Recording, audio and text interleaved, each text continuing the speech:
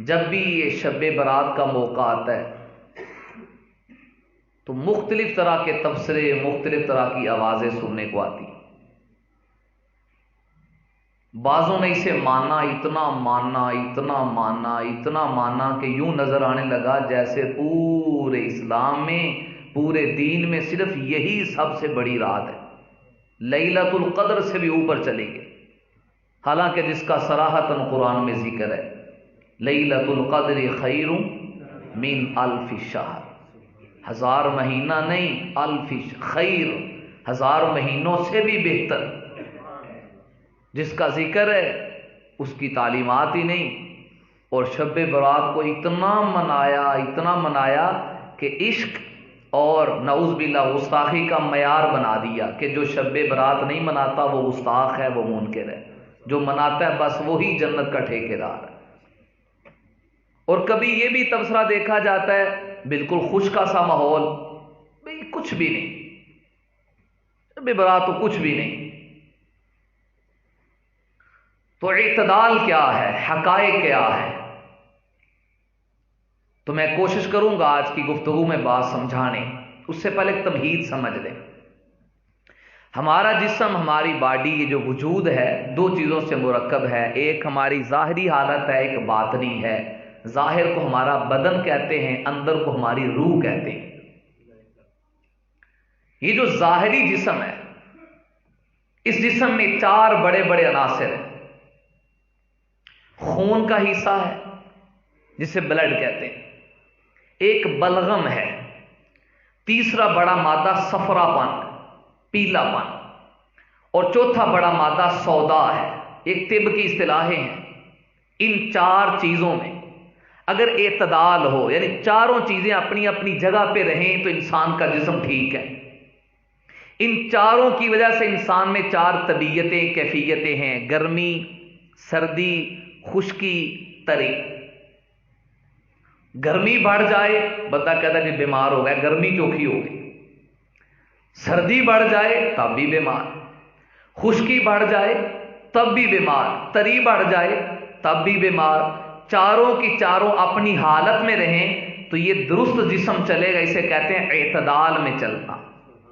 اعتدال میں چلو، نہ بہت تیز رفتار کہ گر جاؤ ایکسیڈنٹ ہو جائے، نہ سست رفتار کہ سب سے پیچھے رہ جاؤ. اعتدال کو شریعت نے پسند کیا. اسی طرح ہمارے اندر کا ایک نظام ہے جسے روحانی نظام کہتے ہیں. اس روحانی نظام میں بھی اگر اعتدال ہوگا تو معاملہ درست ہے. جسم بیمار ہو جائے، اعتدال سے ہٹ جائے، اعتدال سے ہٹ جائے تو کوئی نہ کوئی بیماری لگ جاتی ہے. وہ بیماری بڑھتے بڑھتے ہلاکت اور موت کا ذریعہ بن جاتی ہے. موت کیوں آئی، ہلاکت کیوں ہوئی؟ اصل تو جو اللہ نے لکھا وہ ہوا، لیکن سبب یہ بنا کہ اعتدال نہیں رہا. بیماری تب آئی، اعتدال نہیں رہا. اسی طرح ہمارے اندر کے نظام میں جب اعتدال نہیں رہے گا، روح بیمار ہو جائے گی. روح کا بیمار ہو جانا یہ قبر کو آگ سے بھر دیتا ہے. روح بیمار ہو جائے انسان جنت کی بجائے دوزخ کا مسکن بن جاتا ہے. اعتدال میں. دوسری بات یہ سمجھیں، اللہ نے انسان کو تمام مخلوقات میں سے افضل بنایا ہے. تو جو ہمارے انسان کو اللہ نے افضل کہا ہے، لقد خلقنا الانسان فی احسن تقویم، یہ اس وجہ سے افضل کہا ہے کہ ہمارے ہاتھ ہیں، ہمارے پاؤں ہیں، ہمارا جسم ہے. کیوں جی؟ اس وجہ سے افضل کیونکہ یہ تو جانوروں کے بھی ہیں. ہمارا بھی وجود، جانور کا بھی وجود، ہمارے ہاتھ پاؤں، ان کے بھی ہاتھ پاؤں. اصل وجہ کیا ہے؟ اللہ نے انسان میں جو روح کا مادہ رکھا ہے یہ خالق کو پہچانتا ہے. اسے جو اللہ نے عقل اور شعور دی ہے وہ جانوروں میں نہیں. اب اعتدال ہمیشہ شریعت کو پسند ہے. اعتدال میں رہنے سے بندہ بیمار نہیں ہوتا. کوئی بات سمجھ بھی آ رہی کہ اوکھی گال ہو گئی؟ اعتدال اللہ کو پسند ہے، درمیان میں رہنا. اس کی تو میں چند ایک مثالیں دیتا ہوں. اللہ نے اس امت کو سابقہ ساری امتوں کی سردار بنایا.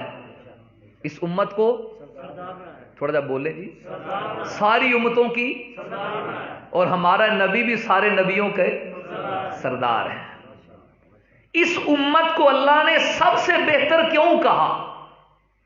دوسرا سپارہ بالکل فرینڈ شروع سے پڑھ رہا، فرمایا وَكَذَلِكَ جَعَلْنَاكُمْ أُمَّةً وَسَطًا، میں نے تمہیں وسط یعنی سنٹر اعتدال میں رکھا ہے، کسی بھی معاملے میں نہ حد سے آگے جانا نہ بالکل پیچھے رہنا، درمیان میں رہنا، یہ میرے اللہ کو بڑا پسند ہے۔ یہ سرداری ہے اس امت کی، اس وجہ سے قیامت کا دن ہوگا، بہت سی امتیں نعوذ باللہ اپنے نبیوں کا انکار کر کے کہیں گی یا اللہ ہمیں تو تیرے نبی نے کوئی بتایا ہی نہیں تھا کہ اللہ بھی ہیں، جنت بھی ہے، نیک عمل بھی ہیں۔ نبی کہے گا یا اللہ میں نے پیغام پہنچایا ہے، امت انکار کر دے گی۔ اللہ اپنے نبی سے کہیں گے کوئی گواہ لے کر آ کہ تو نے واقعی پیغام پہنچایا ہے، تو اس نبی کی گواہی دے گی یہ امت۔ نوح کی امت انکار کرے گی، حضور کی امت اقرار کرے گی کہ یا اللہ نوح نبی سچا، یا اللہ موسیٰ نبی سچا، یا اللہ فلان نبی سچا، ہر نبی نے پیغام پہنچایا۔ اب ہم بعد میں آئے ہیں، وہ پہلے گزر گئے۔ جب ہماری امت کے لوگ گواہی دیں گے تو اس نبی کی امت کے وہ لوگ جو انکار کر رہے ہوں گے وہ اعتراض کر دیں گے، سوال اٹھائیں گے، کہیں گے ایک ہمیں گواہی دیندے پہ نے، انہوں نے پتہ ہی کوئی نہیں، یہ تو آئے بعد میں۔ تو یہ امت کہے گی ہم اگرچہ بعد میں آئے ہیں لیکن ہمارے پاس قرآن تو آیا تھا۔ وَلَقَدْ أَرْسَلْنَا رُسُلًا مِّن قَبْلِكَ، ہم نے قرآن پڑھا، قرآن میں موسیٰ نبی کا ذکر تھا، قرآن میں نوح نبی کا ذکر تھا، قرآن میں ابراہیم نبی کا ذکر تھا، وغیرہ انبیاء کے تذکرے تھے۔ قرآن کے ذریعے ہمیں پتا چلا کہ ہر نبی نے اپنی امت کو پیغام پہنچایا ہے۔ پھر اپنی امت کی گواہی دینے کے لیے حضور کھڑے ہوں گے۔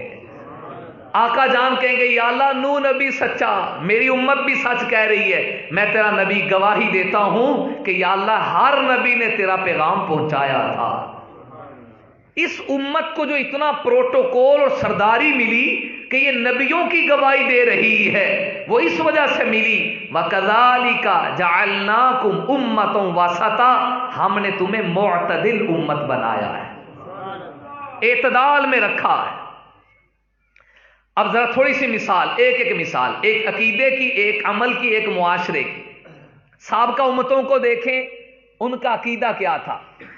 بعضوں نے نبیوں کو ماننا، اتنا ماننا کہ نبی کو نبی کی سیٹ سے اٹھا کے خدا بنا دیا، نعوذ باللہ۔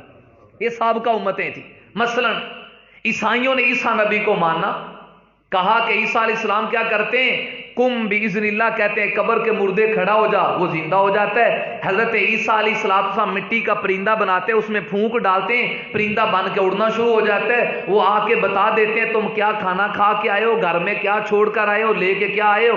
کوڑی کے مرض پر ہاتھ پھیرتے ہیں، ٹھیک ہو جاتا ہے، نبینے کی آنکھوں پہ ہاتھ پھیرتے ہیں، وہ ٹھیک ہو جاتا ہے۔ یہ سارے کام تو خدا کرتا ہے، نبینے کو ٹھیک کر دینا، بیمار کو صحت دے دینا، مردے کو زندہ کر دینا۔ جب عیسیٰ نبی یہ سارے کام کرتا ہے تو معلوم ہے یہ عیسیٰ نہیں ہے، یہ تو خدا ہے۔ تو اللہ کے نبی کو ماننا تو ہے لیکن حد سے بڑھ گئے۔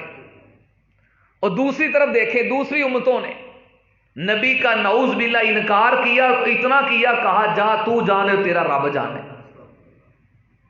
آسمان سے پکے پکائے کھانے ان کو لیے آئے، پہننے کے لیے کپڑے، موسم کے ساتھ کپڑے چینج ہوتے تھے، گرمی آتی تو کپڑے ٹھنڈے ہو جاتے، سردی آتی تو کپڑے موٹے اور گرم ہو جاتے، دھوپ لگتی تو ظللنا علیہم الغمام، اللہ بادلوں کا سایہ کر دیتے، کھانے کی ضرورت پڑتی من سلوا آ جاتا، پانی کی ضرورت پڑتی پتھروں سے پانی نکل آتا، اتنی نعمتیں کھائیں۔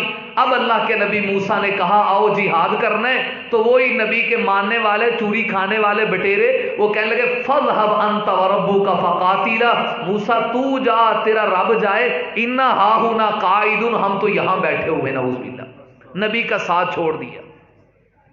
بعض حد سے آگے گزر گئے، بعض بالکل پیچھے رہ گئے۔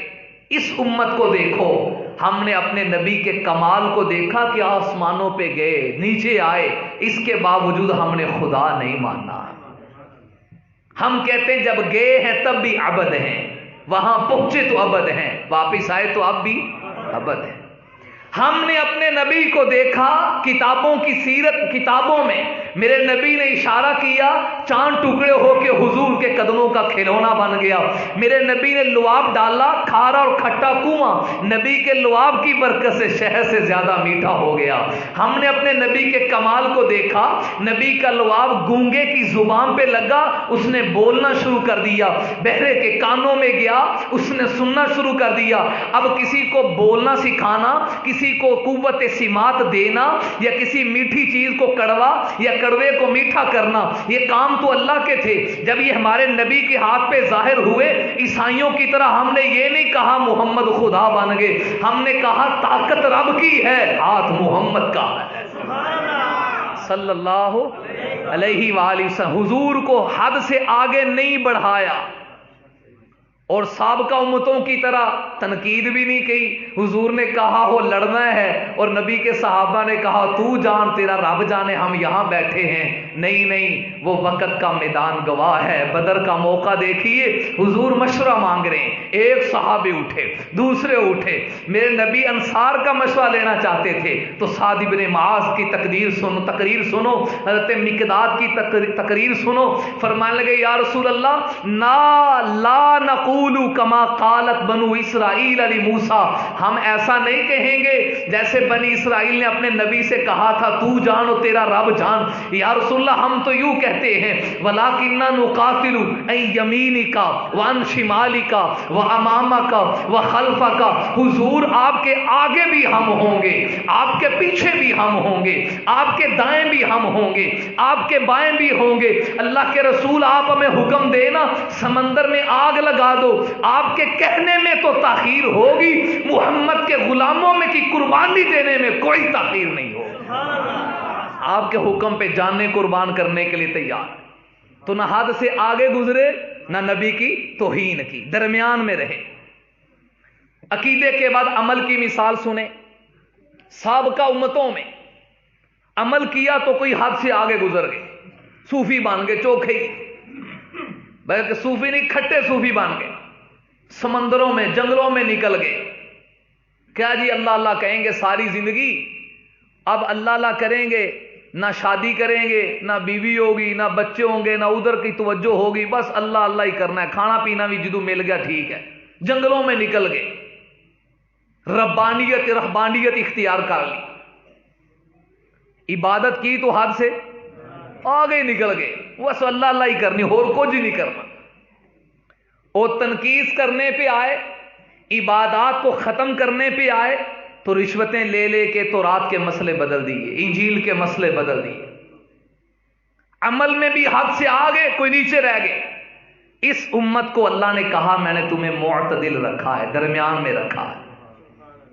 میرے نبی نے فرمایا لا رہبانیت فی الاسلام، فرمایا یہ کوئی اسلام نہیں ہے کہ جنگلوں میں نکل جاؤ، شادی بیاہ کرو، ان لربک علیک حق، رب کا بھی حق ہے، وان لنفسک علیک حق، جان کا بھی حق ہے، وان لاہلک علیک حق، گھر والوں کا بھی حق ہے۔ تو گھر والوں کی خدمت کر، سارا دن مزدوری کرتا ہے، رکشہ چلاتا ہے، کاروبار کرتا ہے، کوئی کام کرتا ہے، لیکن حلال کا رزق کما، جھوٹ نہ بول، خیانت نہ کر۔ آمینہ کے لال فرماتے ہیں التاجر صدوق الامین، امانت داری اور جھوٹ نہ بول کے، سچ بول کے تجارت کرنے والے کی کرسی قیامت میں نبیوں کے ساتھ ہوگی۔ یہ میرے نبی نے سکھایا، معاملات کرو، گھر والے کی خدمت کرو، حضور نے صدقے کا ثواب دیا۔ اب اگلی باتیں آپ سمجھتے ہیں کہاں کہاں صدقہ رکھا، اعتدال میں رکھا۔ معاشرت کو دیکھتے ہو تو اللہ نے یہاں بھی اعتدال رکھا، سابقہ امتوں کی طرح حد سے آگے بھی نہیں نیچے بھی نہیں، کوئی حد سے آگے گزر گئے، انہیں کہا لو جانور کو ذبح کرنے سے تکلیف ہوتی، لہذا کسی کو ذبح کرنے کی اجازت نہیں، ہمدرد بن گئے، معاشرہ سکھا رہے ہیں نا، ہمدرد بن گئے۔ اور دوسری طرف دیکھو تو اگر ایک ہی کھیت میں دوسرے کا اونٹ چلا گیا تو یہیں سے لڑائی شروع ہو گئی، چلتی چلتی عرب کی مشہور جنگ بسوس کو دیکھو، 100 سال تک جنگ ہوتی رہی، کوئی حد سے آگے گزر گئے، کوئی نیچے رہ گئے۔ इस उम्मत को देखो, अल्लाह कहते हैं वकज़ालिका जअलनाकुम उम्मतन वसता, मैंने तुम्हें मोतदिर रखा, अकीदे में भी इत्दाल, अमल में भी इत्दाल, मुआशरे में भी इत्दाल। अल्लाह ने जिसको हलाल किया है उस जानवर को खाएंगे बड़े शौक से, और अब ने जिसे हराम किया है भले कितना ही जायकेदार खुशबूदार क्यों ना महसूस हो, जो मेरे रब को पसंद नहीं, नबी को पसंद नहीं, हमें भी वो पसंद नहीं। इस तमहीद के बाद अब अगला मसला अर्ज करने लगा। अकीदा हो तब भी इत्दाल, अमल हो तब भी इत्दाल, मुआशरत हो तब भी इत्दाल। ये इस उम्मत का वर्सा, इस उम्मत की खूबी है। अब मामला आ गया शब बारात का। शब बारात का, शब फारसी का लफ्ज है, शब का माना था रात, और बारात का लफ्ज अरबी का है, बारात का माना बरी होना। अब शब्बे बारात का माना होगा वो रात जिसमें अल्लाह इंसानों को जहन्नम से बरी करते हैं, दोज़ख से दूर करते। और ये लफ्ज रहमत आलम कह दें प्यार से, प्यार दुरूद पे रहमतें बनती हैं सल्लल्लाहु अलैहि वालिहि वसल्लम। हुजूर की हदीस से साबित है, फरमाया इस रात अल्लाह ताला कबीला बनु बकर, अरब का मशहूर कबीला था बनु बकर, वहां की बकरियां बड़ी मशहूर थी। वो मशहूर था कि इस कबीले में बकरियां बड़ी होती। आपने फरमाया उस कबीले में जितनी बकरियां हैं उन बकरियों के बाल या उन बकरियों के बालों से भी ज्यादा इंसानों की अल्लाह इस रात बख्शिश का फैसला फरमाते हैं। इसलिए इसे शब्बे बारात कहा गया। और नाम भी आए, लैलतुर रहमा रहमत की रात, लैलतुल सक दस्तावेज की रात, लैलतुल बरका बरकत की रात। इसमें क्या है, मैं कोशिश करूंगा इतनी लंबी तमहीद के बाद अब आपको मसला समझाऊं। ना तो इसमें ऐसा हो कि इस रात को इतना मनाएं कि वो आसमान पे ले जाए कि ये लैलतुल कदर से भी ज्यादा, ना सिरे से इनकार कि इसकी कोई फजीलत नहीं, फजीलत की रात है, बस सिर्फ फजीलत की रात है। इसमें अल्लाह ने इनामात रखे। कौन सी इबादत करनी है, कोई खास तरीका साबित नहीं है। कौन सा अमल करना है, कोई खास तरीका साबित नहीं। फुला काम करें, फुला करें, इबादत करें, जितनी अल्लाह तौफीक दे दे। इबादत नमाज की सूरत में, नफलों की सूरत में, तिलावत की सूरत में, जिक्र व अस्कार की सूरत में, तस्बीह पढ़ लें, तकबीर तहलील तहमीद कर लें, कोई सा नेक अमल करे, अल्लाह ताला से नवाफिल के लिए लंबी लंबी रो रो के दुआएं मांगें, किसी तरीके से उतरने वाली रहमत को हासिल कर लें।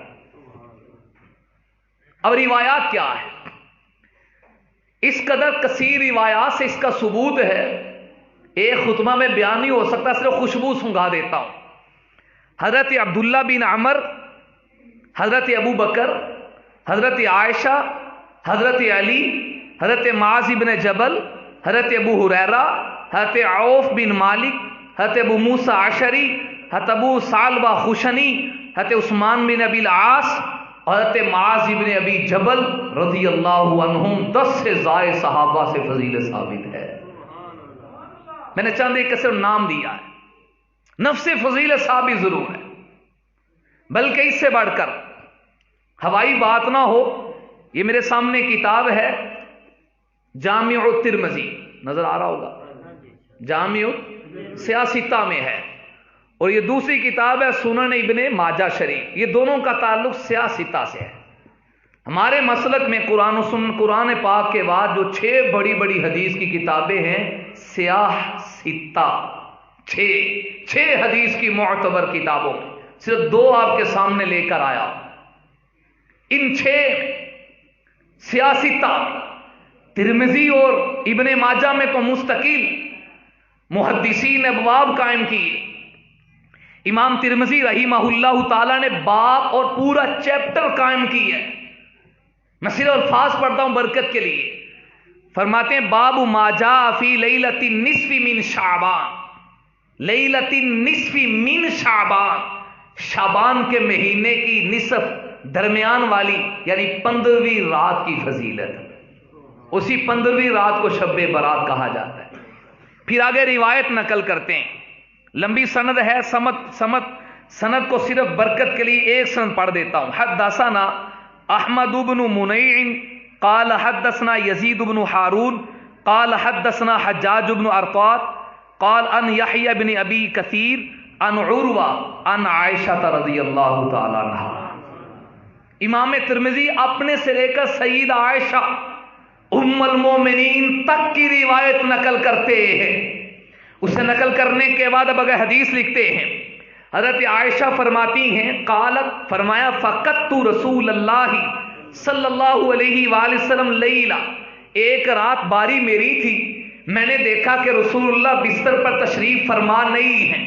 دوسری روایات کو ملا کر مفہوم واضح کا عرض کرتا ہوں، میں بیدار ہوئی، میں نے دیکھا فخرجت، میں گھر سے نکلی، خروج کیا، باہر آئی، فَإِذَا هُوَ بِالْبَقِيعِ، دیکھا تو رحمت عالم بقیع میں تشریف لے گئے ہیں، جنت البقیع۔ آپ کے حجرہ سے تھوڑا سا آگے باہر جائیں تو اس جانب جنت البقیع نامی قبرستان ہے، رحمت عالم وہاں تشریف لے گئے۔ سیدہ فرماتی ہے جب بستر پہ نبی کو نہ پایا، میرے دل میں کچھ خیال سا آیا کہ باری تو میری ہی ہے، یہ تو ہو نہیں سکتا اللہ کے نبی بے انصافی کریں کہ کسی اور کے پاس چلے گئے ہوں، ان کی خدمت میں چلے گئے ہوں، حق تو میرا ہے، آج باری میرے حصہ میں ہے، دیکھو نبی کہاں گئے؟ فرمایا بقیع، وہ جنت البقیع میں تشریف فرما ہوئے۔ جب میں پیچھے سے گئی، آگے روایات میں آتے جلدی میں واپس آئی تو سانس مبارک پھولا ہوا تھا، آدمی جلدی سے واپس آئے، آ کر لیٹ جائے تو تیزی کے چلنے کے کچھ اثرات تو ہوتے ہیں۔ حضور نے دیکھا، فرمایا عائشہ کہاں گئی تھی؟ یا رسول اللہ آپ کو دیکھنے گئی تھی، آپ اچانک سے میں نے دیکھا نظر نہیں آئے، آپ کو ڈھونڈا تو آپ بقیع میں تھے، میں واپس آ گئی۔ حضور نے سوال کیا اکنتی تخافین ان یحیف اللہ علیک ورسولہ، عائشہ کہ تجھے یہ گمان گزرا، کیا خوف یہ گزرا کہ اللہ اور اللہ کا رسول تیرے حق میں زیادتی کرے گا، باری تیری ہی ہو، کسی اور کے پاس چلے جائیں؟ دل کی کھری تھی، بناوٹ نہیں کی، ایسے بات بنایا نہیں آج کی عورتوں کی طرح، او جی نہیں جی فلانی، صاف بات کر دی۔ اما جی فرمانے قلت یا رسول اللہ، میں نے کہا اللہ کے رسول، ظننت انک اتیت بعض نسائک، مجھے گمان سا گزرا شاید آپ کسی اور بیوی کے پاس چلے گئے، میرے گمان سا ہوا، صاف بات کر دی۔ پھر آقا جان فرماتے ہیں آپ کو پتہ ہے آج کون سی رات ہے؟ ترمذی میں نہیں، دوسری روایات میں اس کا سہارا ملتا ہے، الفاظ موجود ہیں۔ یا رسول اللہ وضاحت فرمائیں، فرمائے یہ شعبان کی شب برات، شعبان کی نصف رات ہے۔ پھر حضور علیہ الصلوۃ والسلام نے آگے اس کی وضاحت کی، جو روایت قبیلہ بنو بکر کے حوالے سے سنا چکا ہوں۔ فقال، آپ نے فرمایا ان اللہ تبارک و تعالی، بے شک اللہ تعالی ینزل لیلۃ النصف من شعبان الی سماء الدنیا فیغفر لاکثر من عدد شعر غنم کلب۔ اللہ تعالیٰ ویسے تو ہر جگہ پہ ہیں، لیکن اس رات آسمان دنیا، یہ جو نیچے والا آسمان ہے، یہاں خاص رحمت کے ساتھ نزول جلال فرماتے ہیں، اور پھر بار پیکج لگتے ہیں، الا من مستغفر، ہے کوئی آج مجھ سے مانگنے والا، الا من مسترزق، ہے کوئی آج مجھ سے رزق مانگنے والا، اللہ کسا، یوں آوازیں لگتی رہتی ہیں، بار پیکج شریعت کی، اللہ کی منادی ہوتی رہتی ہے کوئی مانگنے والا؟ فرمایا قبیلہ بنو بکر کی بکریوں کے جسم پہ جتنے بال ہیں، ان بالوں سے زیادہ لوگوں کی اللہ اس رات بخشش کا فیصلہ فرماتے ہیں۔ یہ میں نے ترمذی شریف کے ایک روایت پڑھی، صرف برکت کے لیے، ابن ماجہ شریف سیاستہ میں ہے، آپ اردو کی کتابوں کا حوالہ نہیں، اصلی کتاب، اور حضور علیہ الصلوۃ والسلام کے جو محدثین الفاظ نقل کیے وہ الفاظ آپ کو سنا رہا ہوں۔ امام ابن ماجہ رحمہ اللہ تعالی نے مستقل باب قائم کیا ہے، باب ما جاء فی لیلۃ النصف من شعبان، شعبان کے مہینے کی نصف رات کی فضیلت۔ اس میں پھر لمبی آگے سند نقل کی ہے، سند پڑھوں تو بات پھر تھوڑی سی لمبی ہو جائے، میں آخری 2-3 لفظ پڑھ دیتا ہوں۔ ان معاویہ بن عبداللہ ابن جعفر عن ابیہ عن علی ابن ابی طالب، حضرت علی المرتضی کرم اللہ وجہ رضی اللہ سلام اللہ صلاۃ اللہ رضوان اللہ، آپ راوی ہیں۔ پہلی روایت امام ترمذی نے حضرت عائشہ سے نقل کی، امام ابن ماجہ نے حضرت علی کی روایت نقل کی۔ الفاظ سنیے، فرمایا قال رسول اللہ، میری بات چوکھی تسی چوکھے جانے اچھی جاری، صلی اللہ، بلاتا اس لیے ہوں تاکہ نیند نہ آئے آپ کو، صلی اللہ علیہ وسلم حضور نے فرمایا اذا کانت لیلۃ النصف من شعبان فقوموا لیلہا، جب شعبان کے نصف یعنی 15ویں رات آئے، رات کو قیام میں گزارو یعنی عبادت میں گزارو، وصوموا نہارہا، اللہ توفیق دے دن کا روزہ رکھ لو، فإن اللہ ينزل فیہا لغروب الشمس الى سماء الدنیا فیقول الا من مستغفر لی، ہے کوئی بخشش مانگنے والا، فاغفر لہ، بخشش کر دوں، الا من مسترزق، ہے کوئی رزق کا سوال کرنے والا، فارزقہ، سے رزق دوں، الا مبتلا، ہے تو کسی بیماری میں مبتلا، ہے تو کسی پریشانی میں مبتلا، فاعافیہ، میں اس کو عافیت دوں، الا قضا الا قضا الا قضا، ہے کوئی ایسا حتی یطلع الفجر، یہاں تک کہ صبح فجر کا وقت ہو جاتا ہے، فجر کا وقت ہو جاتا ہے۔ پھر نیچے حضرت عائشہ کی روایت لے کر آئے ہیں، نبی دو عالم صلی اللہ علیہ وآلہ وسلم کی احادیث سے، اس کا بے شمار روایات سے ثبوت آتا ہے، میرے پیارے آقا کی احادیث سے یہ ثابت تو ہے، ترمذی سے بھی، ابن ماجہ سے بھی، مشکات شریف سے بھی، دیگر حدیث کی کتابوں میں، اور 10 سے زائد صحابہ کرام کی روایات سے ثابت ہے۔ معلوم ہوا یہ موقف اختیار کرنا، یہ نظریہ اختیار کرنا کہ کچھ بھی نہیں، یہ درست نہیں ہے، یہ تفریط ہے، سرے سے انکار کرنا ہے۔ اور اس امت کا خاصہ کیا ہے؟ کہاں رہنا؟ بولے ہمت سے بولے، اعتدال میں رہنا، درمیان میں رہنا۔ جو چیز ثابت ہے نہ اس کا انکار کرنا، نہ جتنی ثابت ہے اس سے نکل کے اپنی مرضی سے اس کے اندر کسی چیز کو داخل کرنا۔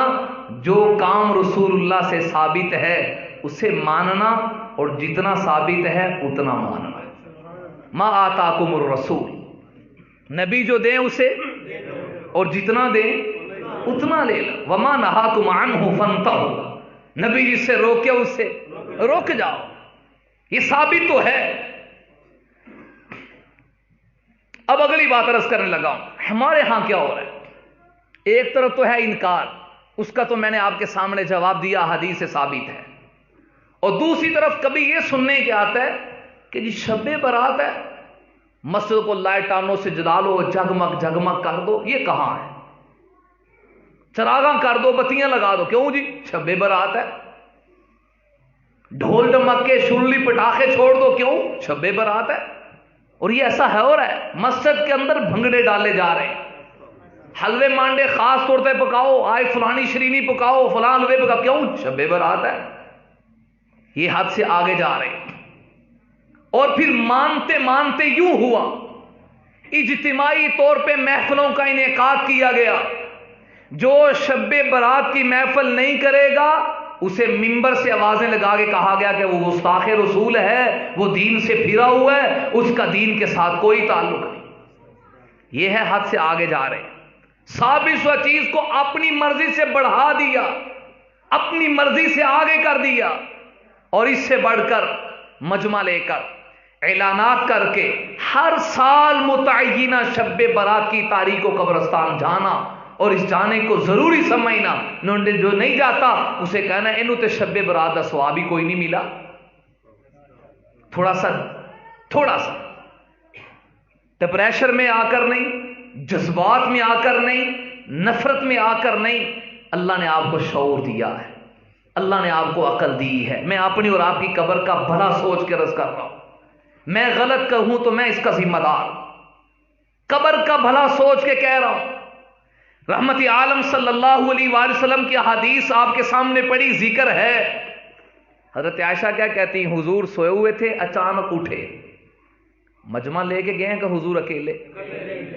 بولے بھائی، حقائق جو مجمع سے اعلان کر رہے، آپ کہیں مولانا بڑی عزت سے اسے بولے، احترام سے پوچھ لے، حضرت کسی حدیث میں رسول اللہ کی آخر 23 سالہ زندگی ہے نبوت کے بعد، تو 23 سال حضور اعلان نبوت کے بعد حیات رہے، زندہ رہے دنیا میں، تو اس 23 سالہ زندگی میں کوئی ایک سال ہے کہ حضور نے اعلان کیا تھا وہ بقیع میں چلے؟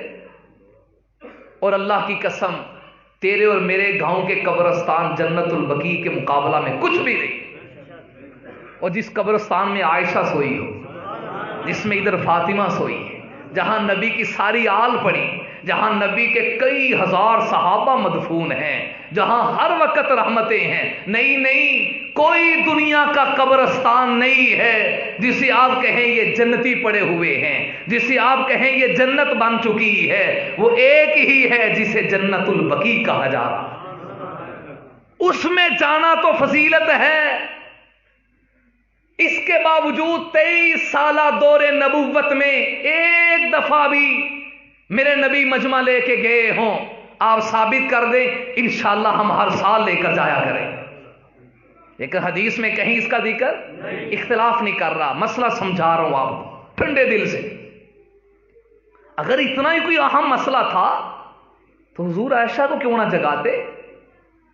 وہ صحابہ جو نبی کے پانی کو نیچے نہیں گرنے دیتے، پیچھے جو میں آپ کو بتا چکا ہوں نا، جسوس دیکھنے کے لیے آیا کہ نبی اپنے صحابہ میں کتنے محترم ہیں، اس نبی کے ماننے والے اپنے نبی کی کتنی بات مانتے ہیں۔ عروہ بن مسعود ثقفی نے پیچھے جا کے کیا بتایا؟ انہوں نے کہا چھوڑ دو، تو محمد صلی اللہ علیہ وسلم کا مقابلہ نہیں کر سکتے، وہ تو تھوک نکالتا ہے تو نبی کے ماننے والے تلیاں نیچے کر دیتے۔ کسی کے ہاتھ پہ اگر نہیں پڑتا تو دوسرا اپنی ہاتھ کو اپنے دوسرے کی ہتھیلی پہ رکھتا ہے، پھر نبی کے لعاب کو لے کر پھینکتا نہیں، تلقوہا بِأَكُفِّهِمْ بِوُجُوهِهِمْ، اپنی ہتھیلیوں سے لے کر چہروں پہ مال لیتے ہیں، جو نبی کا لعاب نیچے نہیں ڈالنے دیتے۔ اگر یہ مسئلہ اتنا ضروری ہوتا تو اللہ کی قسم صحابہ ہر سال ضرور کرتے۔ پھر میرے نبی 23 سال میں جو گئے ہیں قبرستان، ایک سال، ایک واقعہ، اور دوسری بات بڑی ذمہ داری سے کہہ رہا ہوں، حضور علیہ الصلوۃ والسلام آج کی رات ہی نہیں گئے، حضور کا اکثر معمول تھا، آپ اکثر قبرستان میں جایا کرتے تھے، نبی اکثر جاتے تھے، تو معمول کے مطابق اس رات بھی چلے گئے، بخشش کی دعا کی، لہذا سنت پوری کرنے کے لیے کوئی زندگی میں کبھی ایک بار چلا جائے، اکیلا جائے، جا کے دعا کر کے آ جائے، ایک دفعہ سنت پوری ہو گئی۔ پچھلے سال شب برات کے موقع پہ فیصلہ آباد ایک جگہ پہ بیان تھا، اس سال بھی ہے الحمدللہ، تو جا رہے تھے، میں نے کہا کہ گاڑی کھڑی کرنا، ساتھ ہی قبرستان تھا، میں اکیلا نکلا، اندر جا کے دعا مانگی، ربا حضور کی سنت پہ تو نے عمل کا موقع دے دیجیے، کسی ایک دفعہ چلے جائے، التزام کر لینا، فرض کر لینا، ضروری کر لینا، واجب کر لینا، اور ہر سال اسے لازم کرنا، یہ اپنی مرضی سے آگے بڑھانا ہے، حضور کے عمل پہ اپنی طرف سے اضافہ کرنا ہے، اور اللہ نے کوئی لال جنا ہی نہیں جو نبی کے دین میں اپنی مرضی سے اضافہ کر رہے۔ الیوم اکملت لکم دینکم، حضور کے دنیا سے رخصت ہونے سے 80 دن پہلے یہ آیت نازل ہوئی، اللہ نے اپنے نبی کی زندگی میں کہہ دیا، حضور میں نے آپ کی ہوتے ہوئے آپ کا دین مکمل کر دیا ہے۔ جب نبی کہہ رہے مکمل ہو گیا تو نقشہ وہی صحیح ہے جو نبی نے ہمیں دیا، اور نبی کی زندگی میں ہمیں اجتماع نظر نہیں آتا، ہر سال کوشش کر کے لے کے جانا نظر نہیں آتا۔ اگر آج ہم اسے ضروری کر لیں گے تو نبی کی سنت میں اپنی طرف سے اضافہ کرنا لازم آئے گا، اور اسے بدعت کہتے ہیں۔ ہاں البتہ جو کرنا ہے وہ امت کو کیوں نہیں بتایا جاتا؟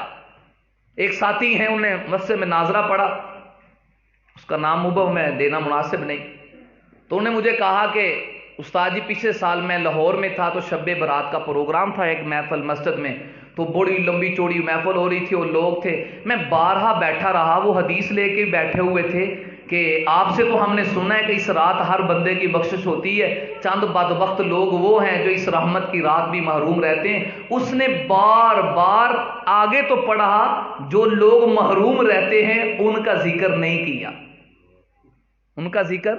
میں نے کہا پیارے بھائی کیسے کرتا، کیسے ذکر کرتا؟ مجبوری یہ ہے، مطلب کی بات بیان کی جاتی آگے چھوڑ دیا جاتا ہے۔ جو آپ کو شب برات کی فضیلت بیان کرے، آپ اگلا سوال کریں کیا اس رات اللہ کے نبی نے کچھ بتایا ہے کہ کسی کی بخشش نہیں ہونی؟ پوچھیں، سوال کریں۔ ابن ماجہ شریف رحمت والے نبی نے فرمایا جو معافی مانگے اللہ دیتے ہیں، جو آئے اسے محرومی سے اللہ بچاتے ہیں۔ کچھ بد نصیب ایسے ہیں فَيُغْفَرُ لِجَمِيعِ خَلْقِهِ، ساری خلقیت، ساری خلق مخلوق کی مغفرت ہو جاتی ہے، اِلَّا لِمُشْرِكٍ، مگر جو اللہ کے ساتھ شرک کرتا ہے وہ شب برات میں بھی محروم رہتا ہے۔ مشرک کی آج بھی رات بھی بخشش ہے، اسے بیان کیوں نہیں کرتے؟ اسے کیوں نہیں کھولا جاتا؟ نمبر 2، حضور نے فرمایا مشاہین، جس کے دل میں کسی کا کینہ اور بغض ہو، دل میں اپنے مسلمان بھائی کا، بہن کا کینہ اور بغض رکھنے والا، وہ اللہ کی رحمت سے محروم رہتا ہے۔ میں اس لیے ذکر کر رہا ہوں ہم ان سے بچنے کی کوشش کریں، شرک سے اللہ بچائے۔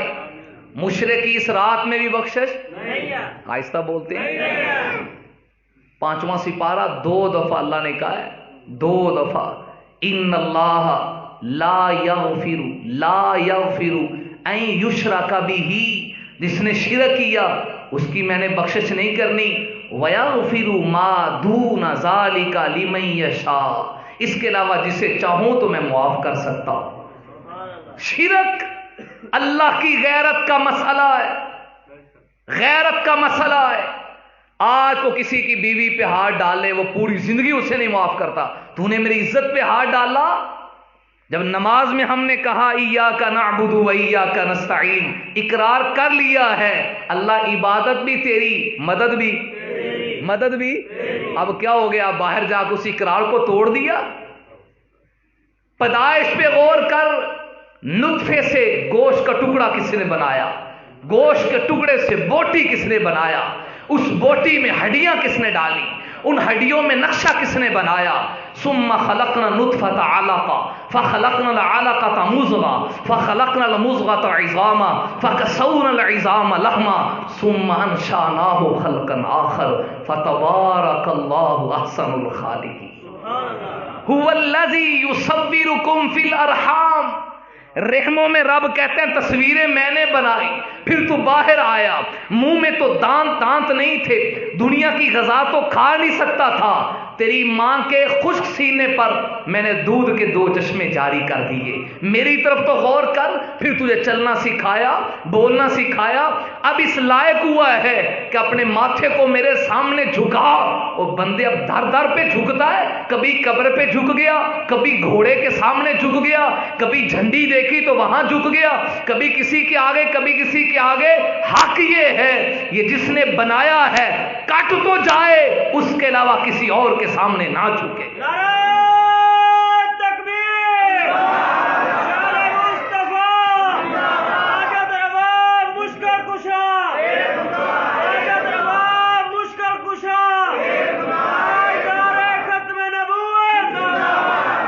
جزاک اللہ۔ مشرک اس رات بخشش، لہذا شب برات منانے والوں پہلے شرک سے توبہ کرو، تب شب برات کا فائدہ۔ حدیث پڑھ رہا ہوں۔ نمبر 3 مشرک کی، کینہ پرور آدمی کی، اور تیسرے نمبر پہ فرمایا قاتل نفسین، جس نے کسی مسلمان کو ناحق قتل کیا۔ مرنے سے پہلے توبہ کر لے قتل سے، شرک سے، پھر ہے بخشش۔ شرک پہ رہتے ہوئے بخشش نہیں، قاتل پہ، قتل پہ رہتے ہوئے بخشش سے محروم، کینہ پرور آدمی کینہ رکھتے ہوئے بخشش سے محروم۔ اور چوتھے نمبر پہ فرمایا زانیہ، بدکارہ، فاحشہ عورت، جس کو زنا کی عادت ہے، ریاض باللہ۔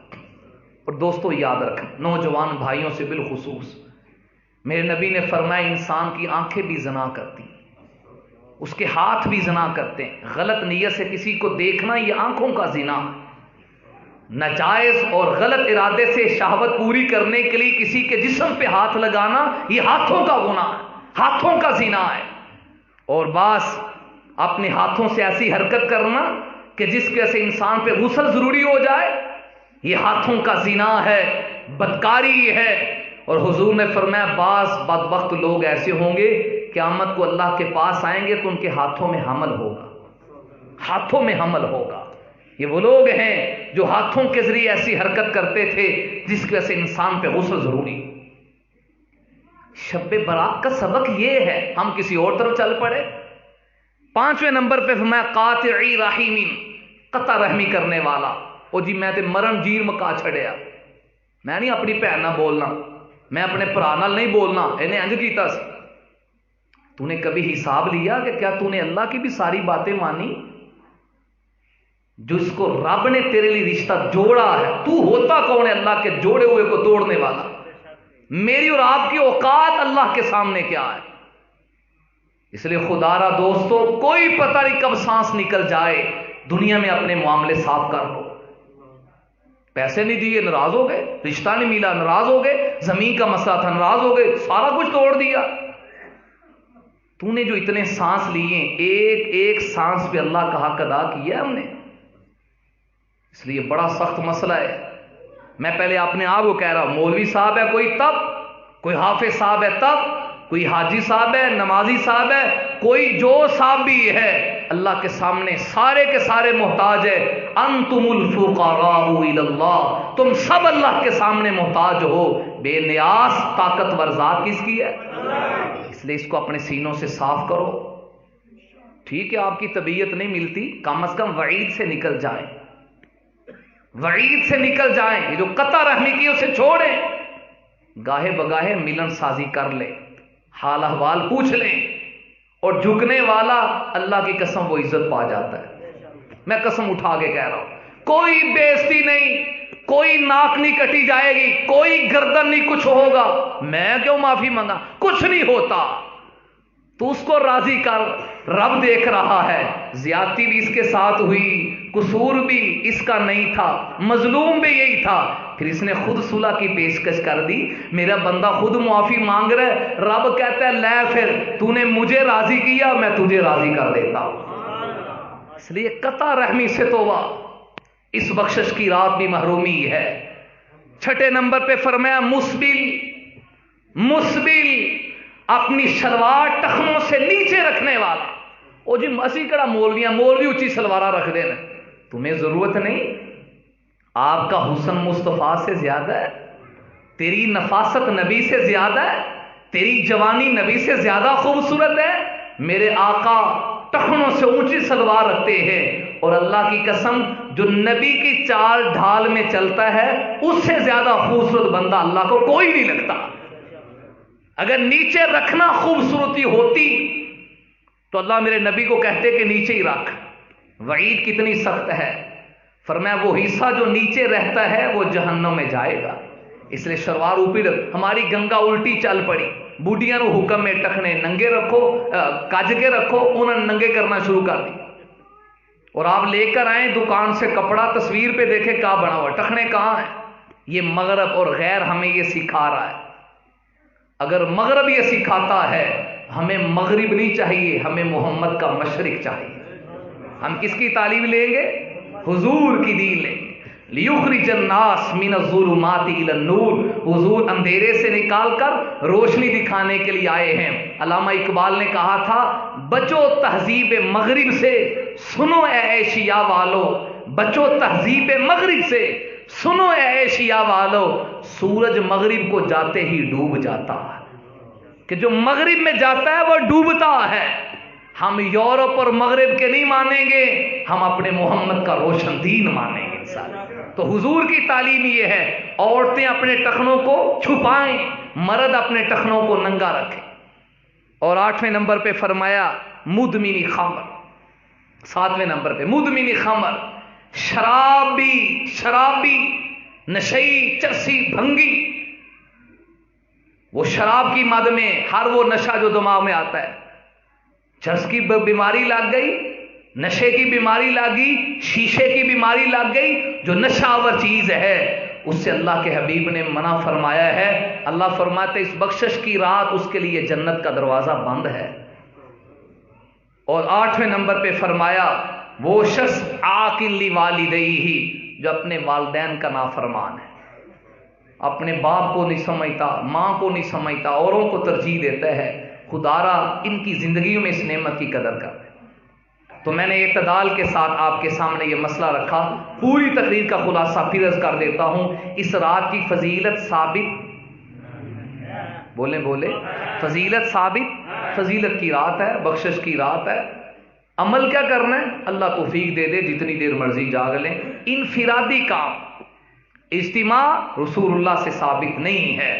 ہر سال قبرستان کا اجتماع، ایک حدیث ہمیں دکھا، ایک حدیث پوری جماعت صحابہ میں، صحابہ نبی کی اداؤں کے بھوکے اور عاشق تھے، اگر حضور نے کیا ہوتا صحابہ کبھی نہ چھوڑتے۔